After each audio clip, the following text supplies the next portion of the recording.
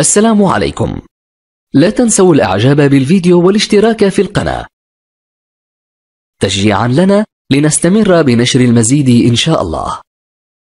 شهدت ولاية تامنراست ليلة استثنائية مع وقوع خسوف جزئي للقمر، حيث توافد العشرات من السكان ومحبي علم الفلك لمتابعة الظاهرة النادرة التي أضفت على سماء الصحراء رونقا خاصا.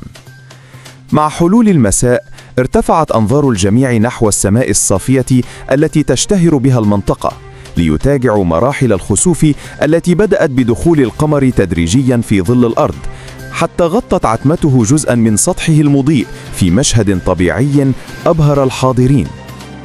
يؤكد مختصون في علم الفلك أن ولاية تامنراست تعد من أفضل المناطق لمراقبة مثل هذه الظواهر الكونية، نظرا لصفاء أجوائها وغياب التلوث الضوئي، ما يجعلها محطة مميزة للعلماء والهواة على حد سواء. وقد استغل العديد من المصورين والمهتمين بالظواهر الفلكية المناسبة لتوثيق الحدث بعدساتهم، حيث انتشرت صور رائعة للقمر وهو يمر بمراحله المختلفة لتخلد هذه اللحظات في ذاكرة المدينة.